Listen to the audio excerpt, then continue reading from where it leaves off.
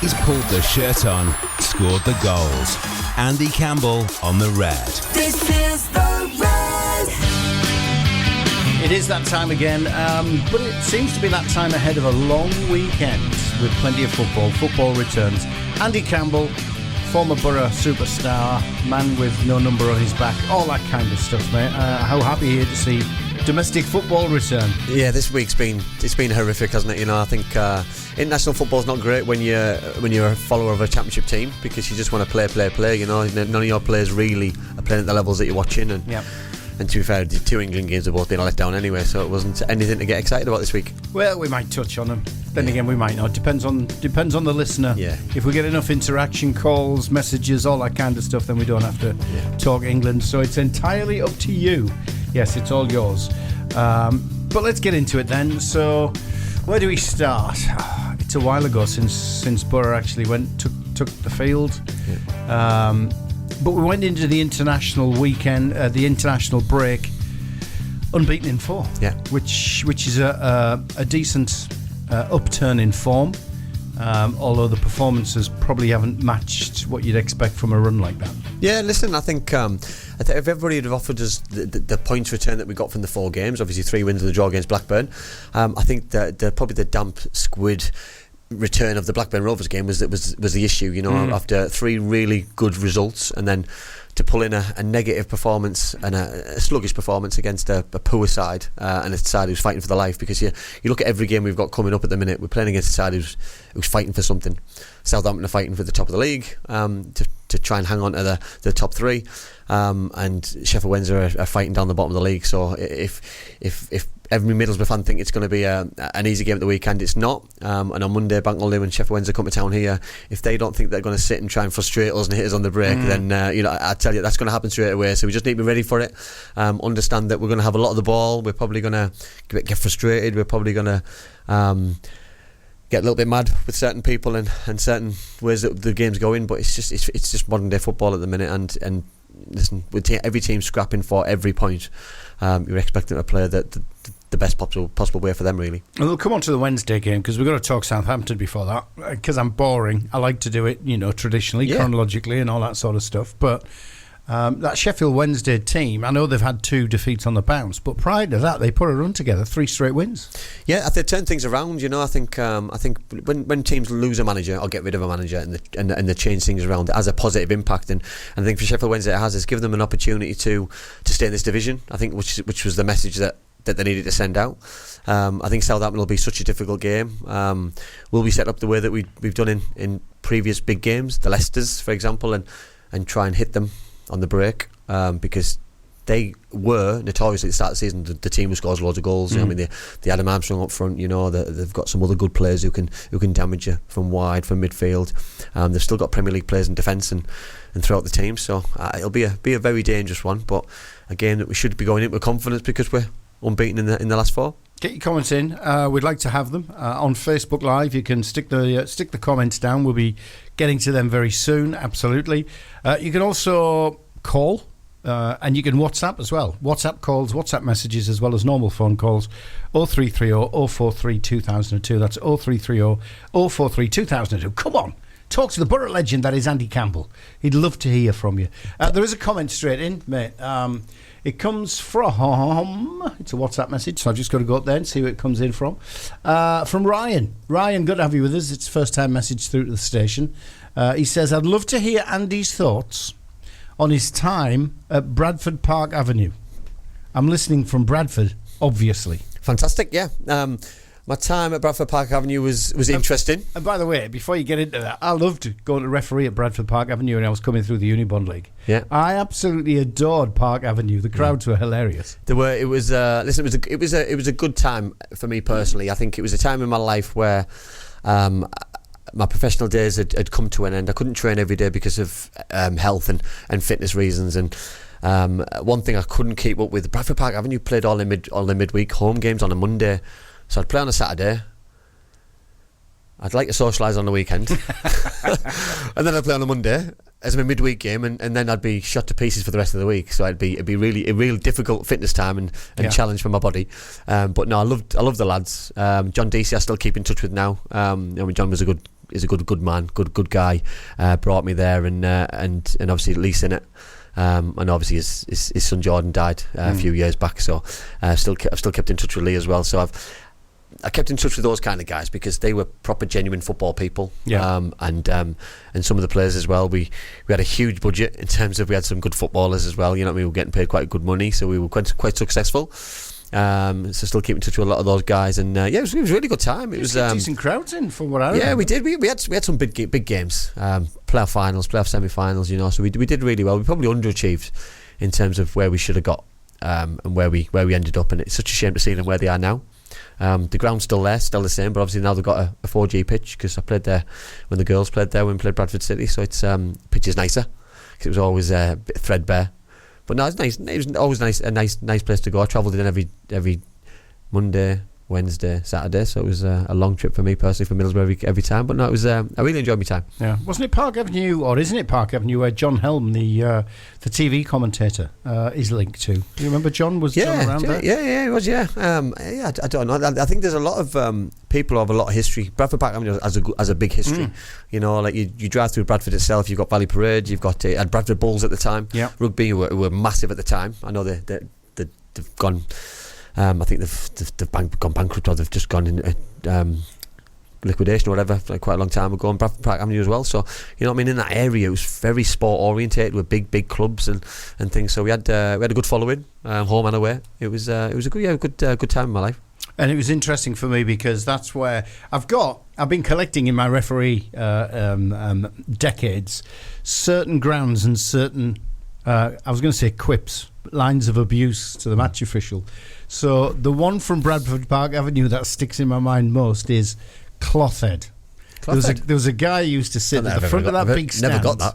And I was on the line before I got into the middle as a referee. And all he used to shout all game was, "Come on, Clothhead!" That's all I used to get. Must have known you. The good thing about the Bradford Park Avenue Stadium, anyone's been there, obviously Ryan's a follower, had a running track around it, so you were always that little bit further away, so people seem to shout things a little bit louder at you, so you'd always get the message. It wasn't just whispers. You couldn't hear everything, but when you hear it, you certainly heard it. Well, it was better than Workington Town, where somebody threatened to burn my car because they knew where it was parked. It was the one marked referee in the referee's car park. Well done. Yeah, indeed. A couple of comments coming through. Let's get them on. Rise first up, as he normally is. Hey, Andy Campbell and Dave Roberts and Mike. Oh yeah, Mike's coming. Michael Mulhern, the head coach of the Boro Ladies. So we'll have a listen to him very soon. I thought you were talking about this. Not Mike, yeah. Good one. Hey, Andy Campbell's got a sense of humour. He should be on the radio with a sense of humour like that. Rise says, over to Norwich for me tomorrow. Stu Golly says, evening lads, nice to see Andy played pub league after his pro career. Ooh, Ryan will not be happy. He'll not be happy. No, he'll not be happy. Listen, there's a lot of very good football clubs in non-league football. We've got a lot in the area. We've got a lot of success, and I think I found it a good platform, especially for my managerial career. It was good to have a go. Got the boots back on. I shouldn't have, but I had to, and then still kept them on it at a lower level as well for Stokesley and things. So could do them on now, mate. I'm telling you. I don't think the body works. The head does. Head works, body doesn't. Matt stopped a long time ago. So let's go back to Southampton then and get your comments in, please. Facebook Live, you can also via the following number, 0330 043 2002, whether it's a phone call, whether it's a WhatsApp message, or whether it's a WhatsApp call, you can give us a shout and you can have a chat to the legend that has won this year, pulled the boots on and banged the goals in.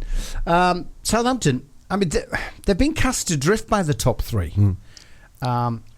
Is there any chance that they'll be looking at that and thinking, automatic promotion's gone? And the Boro could capitalise on that? I put them in the same predicament as probably we were in last year. When we went to Luton and we rested a couple of big players.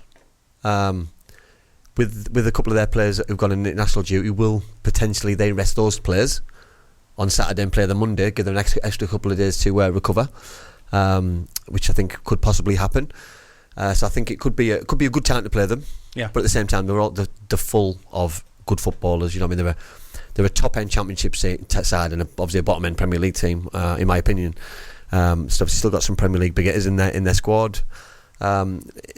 it's never a good time to play anybody. Listen, anybody can beat anybody. You know, we could go there. We could go there and smash them 3-0.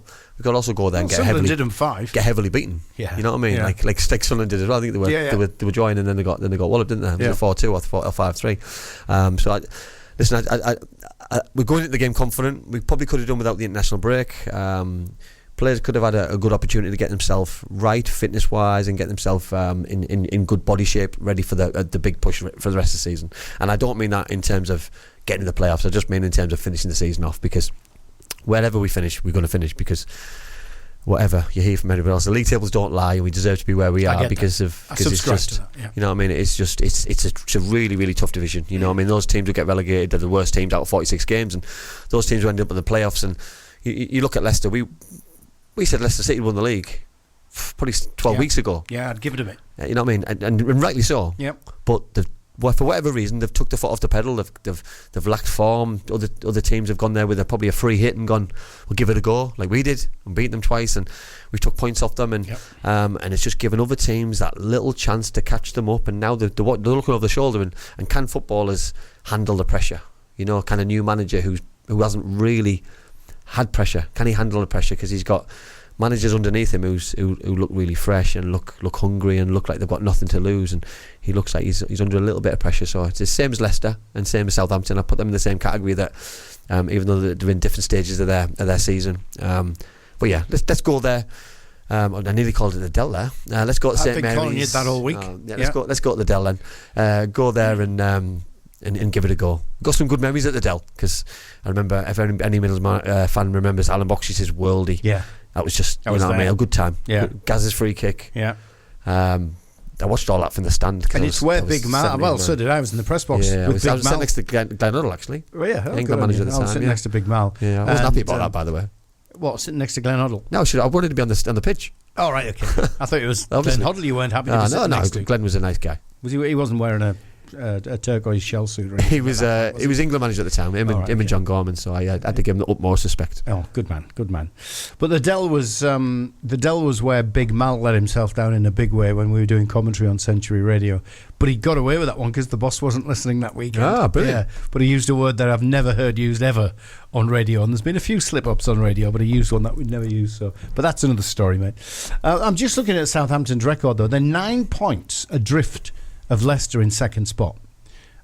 Yes, they have a game in hand, so they could reduce that to 6. However, their goal difference is way, way inferior. Yeah. So they're effectively 10, or could be 7 if they win the game in hand, adrift. That's a huge gap at this start of the season, at this point of the season, isn't it? No, massive. And I think this is where, for teams like Leicester and Southampton and the teams down the bottom, this weekend is huge, because those teams who can get 6 out of 6 have got a real opportunity to close that gap or put pressure on somebody else, or have a good go. You know, I think it's teams who win 1, lose 1, draw 2, and don't win any. You know what I mean? That's it. It just becomes a bit of a dead rub of the season, potentially, or you get drawn into something which you didn't want to get drawn into a week ago. You know, it's a real busy weekend. And I'm just having a look at the weekend. I mean, the freight train that is Leeds United, they've got the evening kickoff, so they're going to know exactly what everybody else has done. So perhaps an opportunity for them. They're away to Watford. Ipswich, who are still in there, they're only a point adrift. Ipswich, they're at Blackburn Rovers. And Leicester City are at Bristol City, so the top 3 are all away from home. Yeah, and against sides who've upset a lot of people this season, who've done okay in games, let themselves down in games. So I think it'll be extremely intriguing. But all Middlesbrough can do is just finish the season as strong as they can, and individually, I mean players wise, finish it the way that they want to finish it. If that's to earn brownie points with the manager and be in his thoughts for next season, if that's to earn new contracts for next season, if that's to put themselves in a shop window to go somewhere else. Listen, everyone's got their own agendas, open or hidden, you know. And I think football is that intriguing that that I think we need next season to come, so we can have a real good go and not start the way that we did and see where it ends. Because I think if it wasn't for the start of the season what we had, we probably would be looking at hanging on in there towards something, because that's what's killed us. We look back at the Sheffield Wednesday games, which probably turned the corner, but that was a big 2 points. The Rotherham games, big 5-6 points that we haven't got. And the first 7 games of the season, and 1 point coming out of them. So it's extremely disappointed. But then we go and beat Leicester twice. It's just madness, pure madness. It is, absolutely. A couple of comments coming in. Ian says, my stepdad Stephen Holbrook played for Gateshead at Bradford Park Avenue back in his day. Happy memories. Rye did confirm he's talking about that Mike, not that Mike. Ian, good evening everyone watching. I hope you're well, having a great day. That's nice of you, mate. Leslie says, the main man's on. Leslie Coates. Open brackets, me. Close brackets, yeah. Does he mean me? As in me? No, he's on about himself. Yeah, he's on about him. Yeah, he's a dreamer. Yeah, and then he followed up saying, he said that the league tables don't lie, but Estate told me they did lie. Who's Estate? I wonder if that's auto-correction or something. I don't know. Sorry, mate. Don't get that one. Maybe there's a bit of auto-correction. Woodgate. He's corrected himself. Woodgate did state that league tables lie. Yeah, unfortunately, didn't he? When he was manager, when he had a bit of a press conference meltdown. I'll call it. Remember it.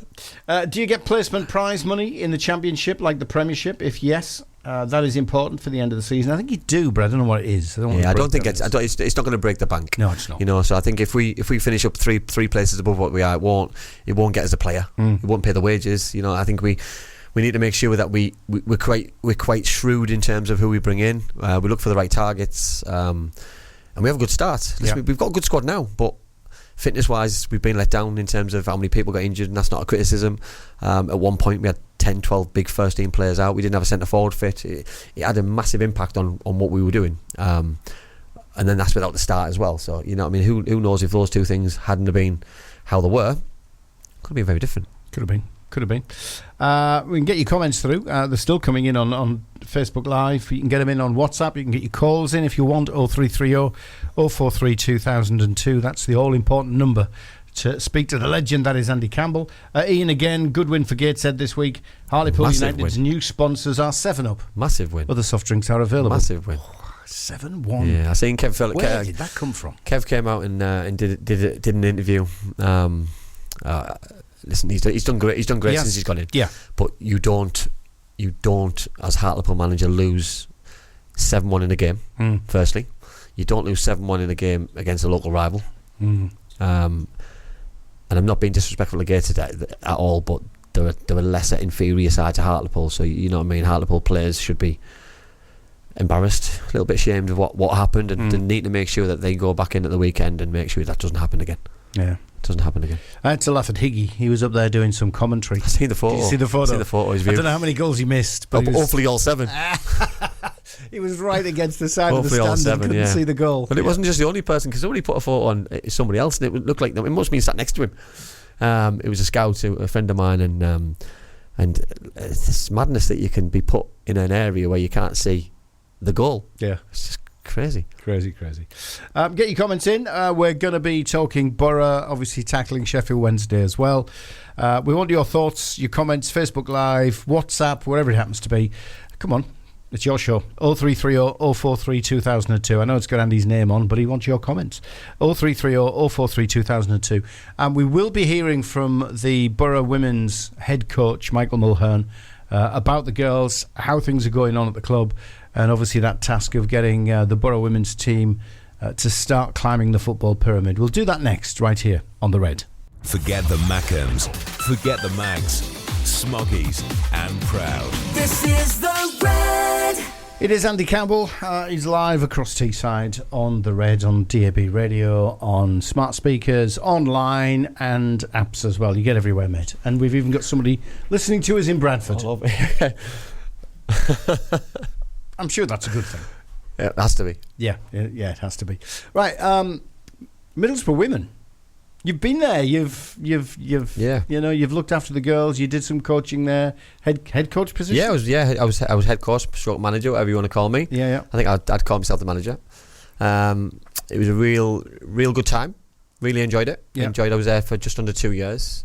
I'd like to say I had a huge part in the link with what they've got now with the club. Yep. I was part of the initial discussions and towards the middle and towards the end.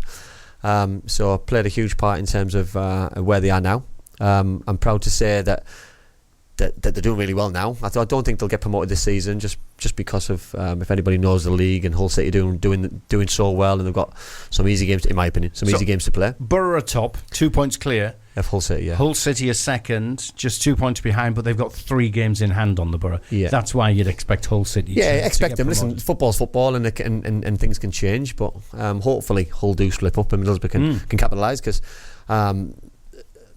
the girls, I know a lot of the girls. Some of the girls go still study at my college and play for me as well. So I'd like to see them successful. You know, obviously Mick's doing a great job, and yeah, I want them to do well. Listen, the women's football's evolving slowly, quickly. You know what I mean? You've got a daughter playing. It stumbles. Yeah, Kennedy went through and used to play for Middlesbrough last year, and the year before she's played through quite a lot of her life with Middlesbrough Football Club. So it holds a big part of our family's heart. And my daughter, my middle one, Frankie, plays for Middlesbrough Girls. She travelled all over the country to watch the women play with me, home games and away games. So it's played a huge part, and I always want me to do well. Listen, there was no animosity when I left, in terms of I want the club to do well. You know, I probably, things could have been handled a little bit differently, in my opinion, of the way I left and stuff, but that was probably from both sides. I can be a stubborn person, and like other people can as well. Never. No. But the club's now, you know, the football team is now part of the football club. You know, it's moved in towards. Yeah, they're under one banner now. Within Middlesbrough Football Club itself. Yeah, under one banner, which I think is important, because to get that link, I think for me was personally very important.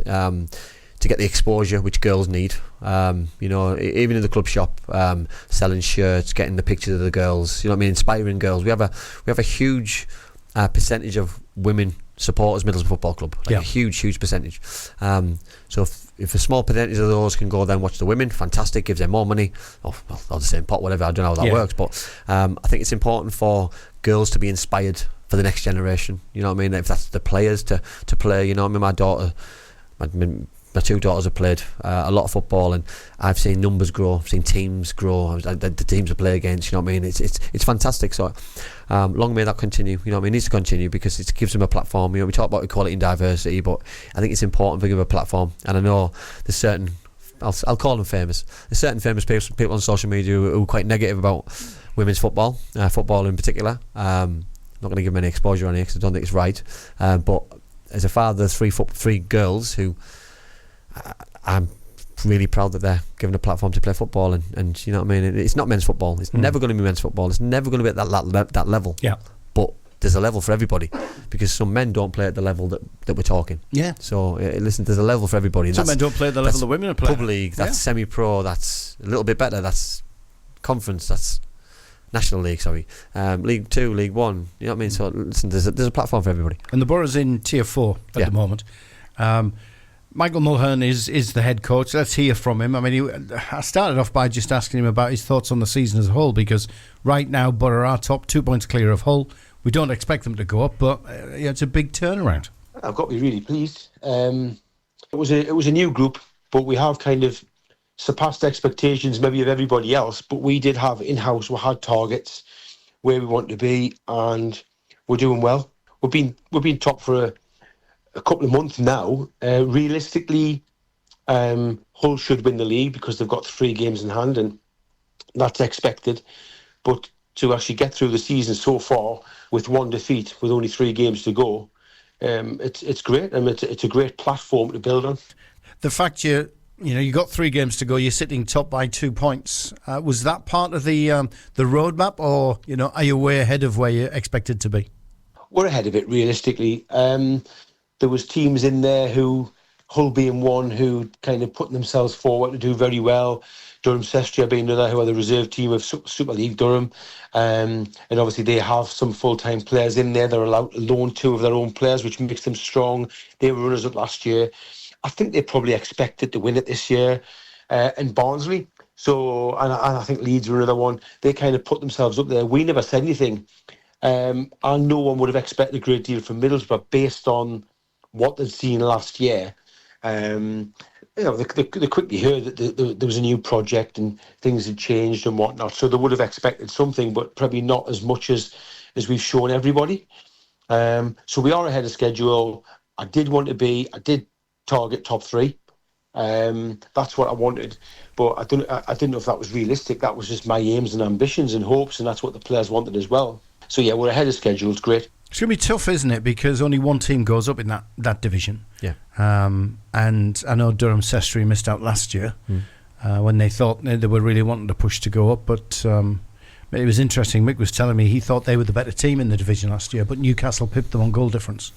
And Newcastle were the best side last year. Were they? Yeah, they were far superior. They had players coming down from the Championship. You know, they were paying players, I think, which helps. I know obviously Middlesbrough are paying players this year, so that helps. You know, like when you've got a budget and when you can pay players, you can get better players.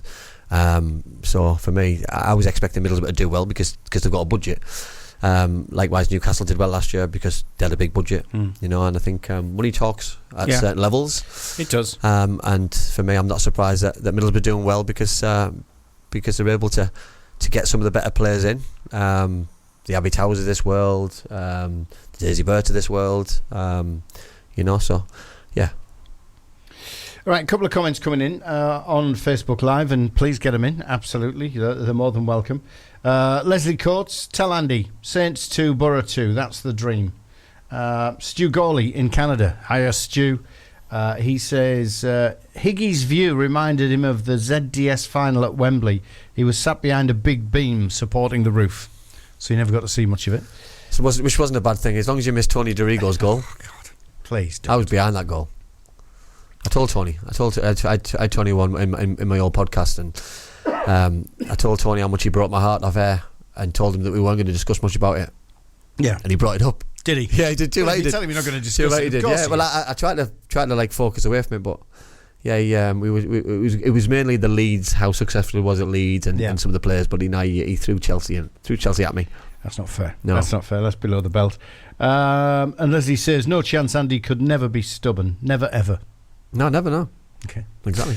Let's see how stubborn you are about Sheffield Wednesday then. So we know Boro have got Southampton. It's a huge task. Just on that 2-2. Would 2-2 be a good result? Boro fans, I think I'd take a draw, but then it puts pressure in 3 days later. Do you know the bizarre thing is we're capable of going there and getting something? 100%.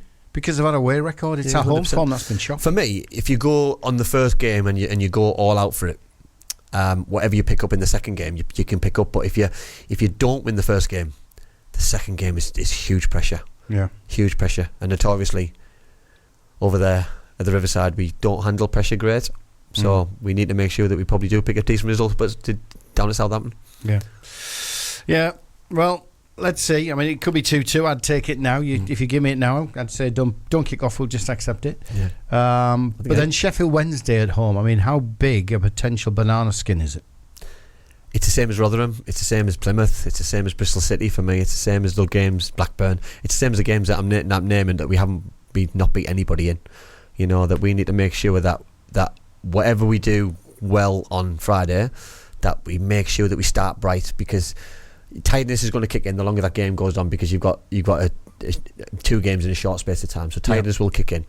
But that'll be the same for both. It will be, but if they've got something to hang on to, you'll get that extra little bit of energy. Whereas if we're trying to knock on the door all the time, or we're trailing, you know, it's tiredness and mental tiredness and fatigue and injuries and supporters getting frustrated. You know, there's all these kind of things. I think I'd prefer to be at home tomorrow and be away on Monday. Because really? Yeah, I think so. You think there'd be a difference? I don't know. I know they'll probably fly to Southampton and fly back, so it won't have an impact. But travelling can have an impact. I don't think it will in Middlesbrough, because obviously I do believe they will fly. I think it'd be stupid if they didn't. But it wouldn't surprise me. Nothing would anymore. No comment. I'll get myself into trouble. Nothing would anymore. So, obviously Southampton we're talking about. Sheffield Wednesday. But Sheffield Wednesday are a team in the relegation zone. Yeah. They did manage to get a couple of wins under the belt, but they've gone back to the old form of the old results of loss.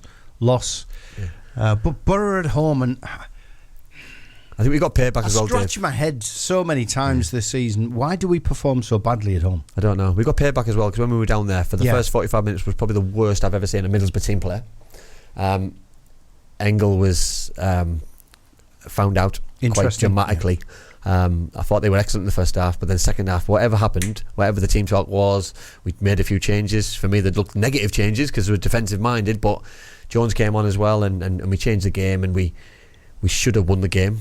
Got an equaliser in it, and it changed our form and fortune a little bit. But at home against the side in the bottom three, we've got to put that record to bed. We have to beat a team in the bottom three, and we've got to do it on Monday. We have to. And I'm not saying it in terms of getting in the playoffs. I'm not saying that whatsoever. They've got. I think mentally you've got to change that kind of thing. Middlesbrough Football Club need the Riverside to be a fortress. In order to be successful next year, we need to be doing things like we did last season. Because I think we do well away for whatever reason. We seem to, because we have a good following.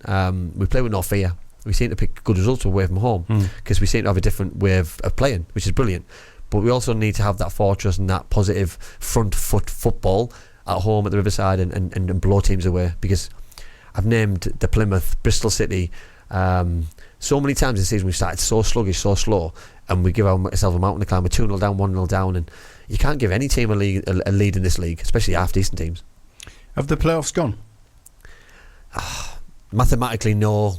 Sorry, mate. My heart, my head. Listen, you're messing about. You're messing with me mentally now. Yes, They've gone. yes. Yeah. Hopefully, in 4 weeks' time, someone comes back and says, "You don't know what you're talking about," and I told you so. But yes, they've gone.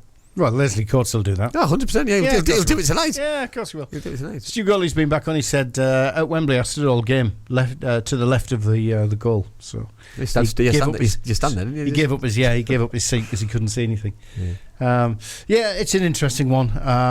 And It's not like Middlesbrough playing with your emotions. They're playing, you know what I mean? And I think, listen, it's Middlesbrough Football Club all over to go and get 6 points over a bank all the weekend, and then we're talking again about another thing because he keeps on dragging it out. You know what I mean? But then it's Middlesbrough Football Club all over to get no points over at Easter weekend, and then we start looking over our shoulder at relegation again. You know, it's just madness. The whole league's just crazy. I mean, the thing that concerns me is we saw what impact taking our foot off the gas at the end of last season had. Yeah. You know, we got knocked out by Coventry in the playoffs quite comfortably, to be fair to Coventry, and then we started the season badly. So with the handful of games we've got left, is it more a case of let's get into the habit of winning? Yep. Blood a few of the youngsters and see what they're going to be like, the ones you've got hopes in, and prepare for next season, or do you have to take those handful of games as competitive and see how do the possible the best you can?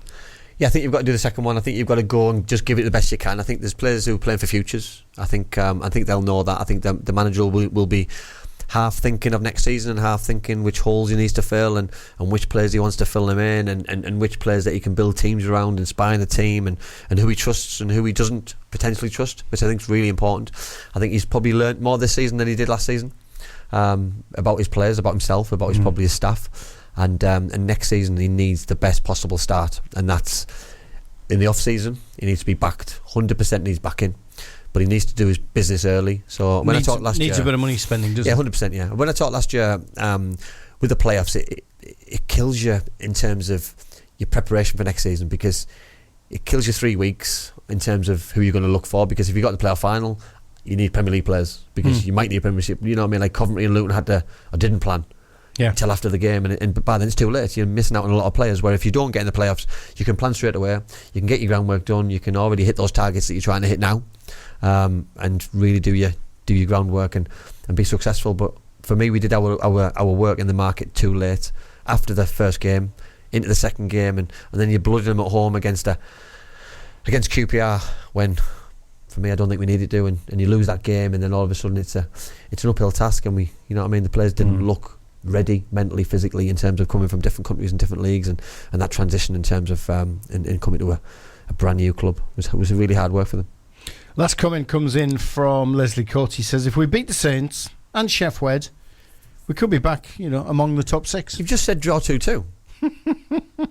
Make your mind up.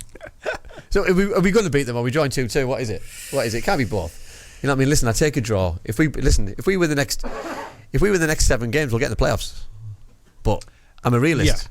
Yeah. It ain't happening. It ain't happening. If we beat Southampton and we beat Sheffield Wednesday, mate, I'll do a Bernie. Yeah, I'll break into bins it ain't happening. to put it in the shop window. Yeah, it ain't happening. I just think look at the teams we've got to play. You know what I mean? We've just named the two over the bank holiday weekend who were both fighting for different lives in terms of where they need to be in the football league. We've got Leeds United coming up. You know what I mean? And rightly or wrongly, games getting changed for TV purposes it gives different teams a different advantage. You know what I mean? I'm not saying that Leeds are getting an advantage from that, but you said it earlier on about late kickoffs. It gives you it tells you exactly what you need to do, and I don't like that, because for me, when teams are going for it, they all kick off at the same time, they all play at the same time, they all finish at the same time, if possible. There's always something on things. There's always a dog ring on the pitch, always, mate. Always.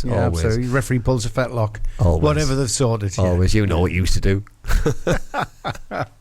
Well, Bruce used to make sure that they heavily watered the Essen Park pitch because he wanted the Boro players to have an advantage. Few ducks, get your ducks in the row. So it's time for predictions, mate, and then we're done. So what are you going to go for?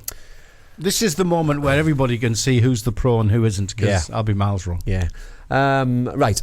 I'm going to be perfectly honest. I'm going to go that we're going to get 3 points this weekend. I think Southampton are going to beat us 2-1, and then we're going to beat Sheffield Wednesday 3-1. I can't say he's keeping a clean sheet all weekend. I'll be perfectly honest. I think there's going to be goals galore. We will score. I don't believe Southampton will keep a clean sheet against us.